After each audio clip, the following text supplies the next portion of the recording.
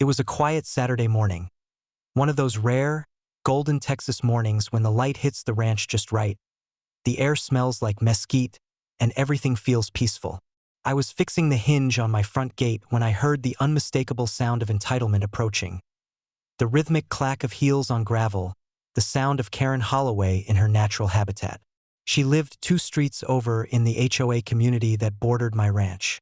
Somehow, she'd appointed herself sheriff, mayor, and moral compass of the entire county. To her, my 200-acre ranch was a community eyesore. Never mind the fact that it was older than her entire subdivision.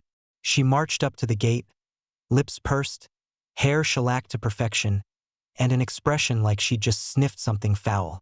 "Excuse me," she barked. "We need to talk about your driveway." I looked up from my work. "Morning, Karen. What about my driveway? It's dangerous. People from our HOA drive past here all the time, and they've complained about the angle of your entry. It's—" She paused dramatically. "A traffic hazard."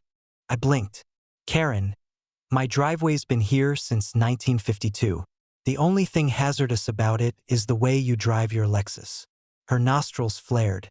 "I'm filing a report with the HOA. You'll need to add reflectors and a caution sign." I smirked. "The HOA doesn't govern this property, remember? Private land. You can't file anything against me." Her face twisted. "We'll see about that." And with that, she stormed off. 3 days later, I woke up to a nasty surprise. Someone had planted metal tire spikes across my gravel drive, the kind used in police stingers, only cheaper and rustier. They were half buried under the dust, perfectly placed to shred the tires of anyone leaving or entering my property. I stared at them for a long minute, hands on my hips, before I started laughing.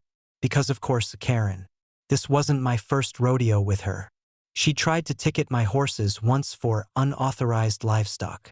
Another time she called animal control because my rooster crowed before sunrise. But this was sabotage. I pulled out my phone and checked the footage from my gate cameras. Sure enough, 11:43 p.m., grainy night vision, and there she was, Karen in her floral robe and fuzzy slippers, dragging a box across my driveway like she was on a stealth mission. I took screenshots, called the sheriff, and made myself a pot of coffee. By noon, the sheriff arrived, just in time to see a black motorcade pull up behind him. A convoy of SUVs, polished to a shine, each one flying a small flag on the hood. The sheriff frowned. "What's going on here, Jim?" Before I could answer, one of the SUV's doors opened, and out stepped the governor's driver, followed by the governor himself. Turns out, he was touring rural properties that morning for a local conservation project.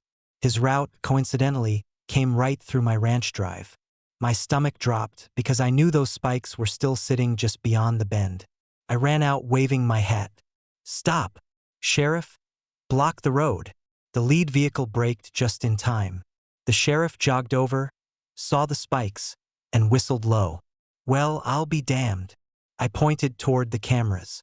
"Caught her red-handed." The governor, curious as ever, stepped out. "Who did this?" The sheriff scratched his chin. "Looks like one of your HOA ladies, Jim. We'll handle it." But the governor raised an eyebrow. "Hoa? You mean those folks who think they can boss everyone around out here?" I chuckled. "You could say that." He nodded, dead serious. "Good. Let's make an example." Within an hour, the sheriff's deputies were knocking on Karen's door. I stood by my fence and watched the show.